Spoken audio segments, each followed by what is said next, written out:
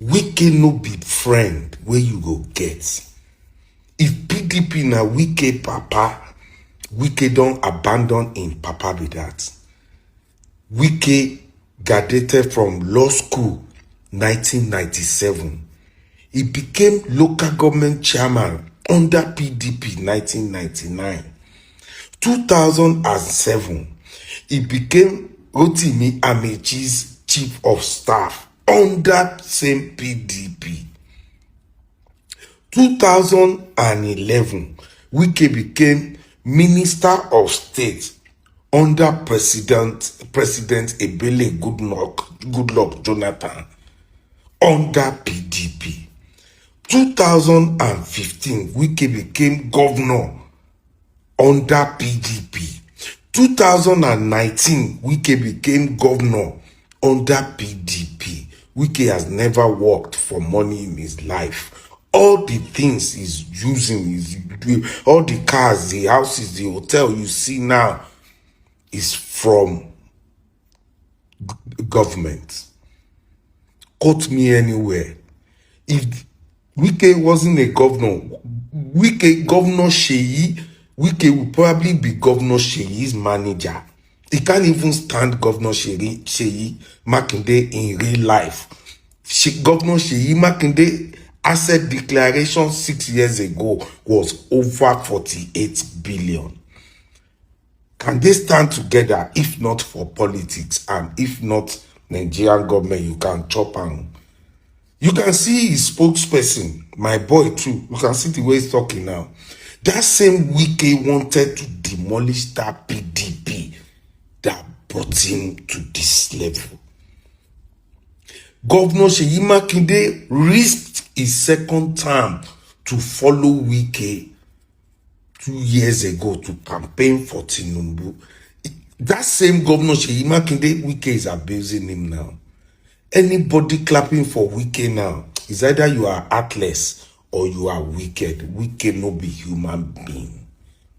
Hello great people, I need you to pay close attention to the video playing on your screen at the moment of the Minister of FCT, Nyesom Wike, cruising a Rolls Royce. A Rolls Royce, depending on the version and grade, costs about 1 billion naira. For a public servant, for somebody that has been in public service since 1999, to be able to afford a Rolls Royce, that speaks volume about how profitable the Nigerian political system is. But we'll come into the analysis of that in a moment, and to some of the argument that was made by Isaac Fayose in that particular video. If you are wondering who is the person that you just watched, in case you don't know him, that is Isaac Fayose, the junior brother of Peter Ayodele Fayose, former governor of Ekiti State. And I can advise that, well, you need to take Isaac Fayose serious because he's from an influential political family. To use street balance, not them.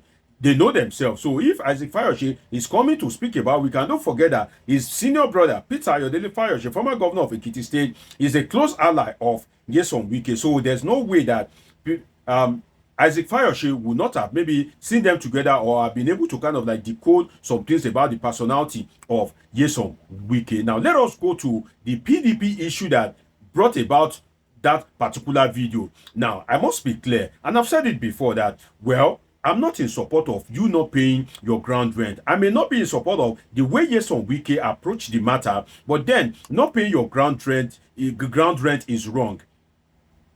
Particularly if you are a political party that is seeking to govern Nigeria. And you may argue, as argued by Isaac Fayose, that, well, even if PDP did not pay, because PDP made Nyesom Wike who he is, then Nyesom Wike, instead of disgracing the PDP, can as well pay that money for the PDP. Well, that is a very valid argument in the sense that if you are a father and you have used your money to train your child from primary school to secondary school to university, definitely that child, when you are in trouble, should be able to rescue you, should be able to give birth to you. But then there is a problem. If you have a wicked child, if you have a wicked son, if you have a son that is slightly ungrateful, definitely, even if you are owing a debt, to use street balance, they go drag you. That's just the truth. So you training a child doesn't mean that the child will be grateful. So the PDP making Nyesom Wike who he is doesn't mean that when PDP is in trouble, Nyesom Wike will be willing to give back and rescue the PDP. It's just like, a father and a son. And like I said, if you are a father and you are owing debt, despite the fact that you have used your resources to train your child, if you have a wicked son, definitely, no matter how high the debt, I think PDP's ground rent is about 7 million, which is easy for Nyesom Wike to pay. But if you have a wicked child, they will drag you because that child will not turn up. So in this case, Nyesom Wike can be the proverbial wicked child. And let us look at something that is very, very important and that should be concerning to all Nigerians. Wike graduated from law school in 1997, and ever since then, Wike has been in public service since 1999. And you heard Isaac Fayose when he was kind of like,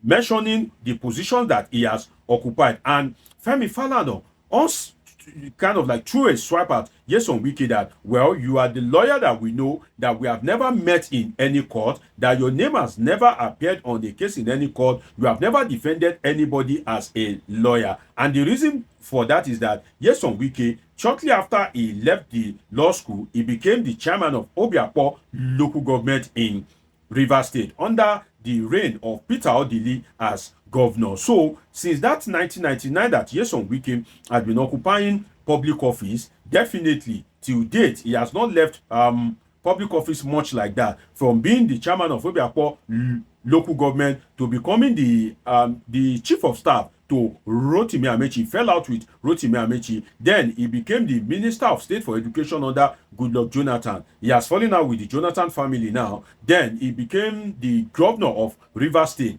And after that, now he's the FCT minister. So for we to have a politics that make people to be very rich, to be very kind of like financially powerful, that leaves much to be desired on the part of Nigeria. And the reason is simple.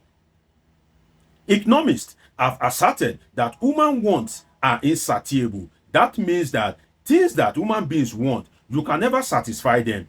When you give somebody something, in little or no time, that person will still need something. If you kind of like give something to a person, in little or no time, that person will need another thing or come again for another thing. So that made economists to assert that human wants are insatiable. Now that human wants are insatiable, of course, it shows that definitely man is naturally greedy by nature. And when I mean man, I'm not talking of male and female. I'm talking about human beings. So it means that human beings naturally will be greedy by nature. And by implication of that, if human beings are naturally greedy by nature, having a weak checkmating system emboldens corruption. When your checkmating system in a political system whereby people are to manage public treasury, when you have a weak checkmating system, definitely there will be corruption, because the fear of consequence is what usually restrains man. Human beings like to be free, but when there is no fear of consequence, human beings will act the way they please. The only thing that is stopping you from not going to snatch your neighbor's phone, despite the fact that you have more energy and power than your neighbor, what is stopping you is the fear of the law, the fear of consequence. So when you have a weak checkmating system, definitely corruption will be emboldened, because they know that they can act without consequence. And that's why you see that we have democracy. Democracy is supposed to bring development, but we have democracy and there's no development. These are some of the reasons why, despite we practicing democracy, there's no development. Unlike other countries whereby democracy has bring about adequate representation, the fear of the people, it has given power to the people, and there's corresponding development. And if you look at our political system very well, because it is easy for you to become a politician, it is easy for you to become a billionaire or even a trillionaire. When you become a politician, it has an effect on our electoral process. That's why our election is often violent. That is why our politics is largely do or die. That is why politicians usually embrace violence and do or die politics to gain political power. Do I need to repeat that? Because of the corruption, because you can act without consequence, you can steal as much as you want. That is why our election is often violent, and that is why our politics is do or die. And the politicians will now use that electoral violence and they do or die politics to make sure that they gain political power. Why? Because of the premium that we place on politics. And when they gain that political power, they will steal as much as they want.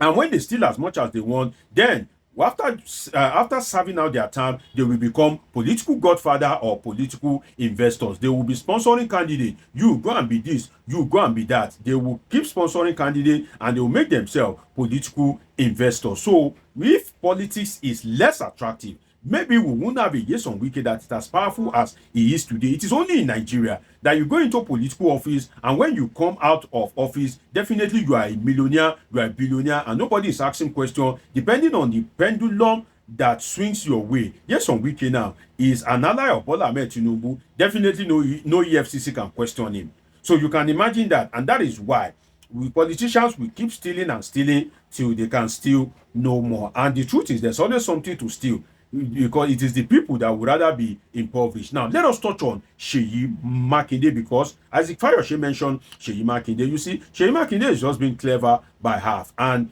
to my mind, he's just deceiving himself.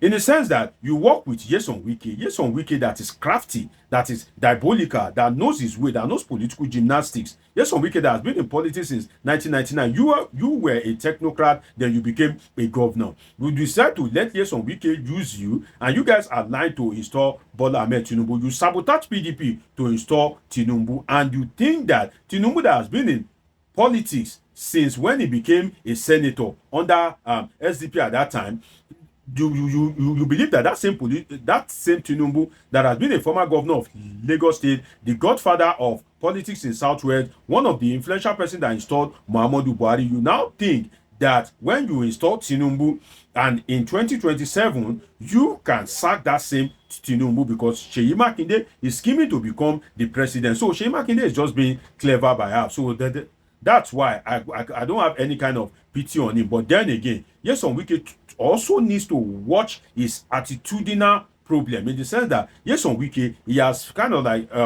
fought almost anybody and everybody, and that itself leaves more to be desired on his own part. But then we need to amend our politics so that it won't be a source of enrichment for political gladiators. It's been an interesting time with you on this episode with your short blog, Dr. Omoshola. Did you subscribe? Turn on your notification button. Catch up with my past videos. See you in my next video. I love you all sincerely.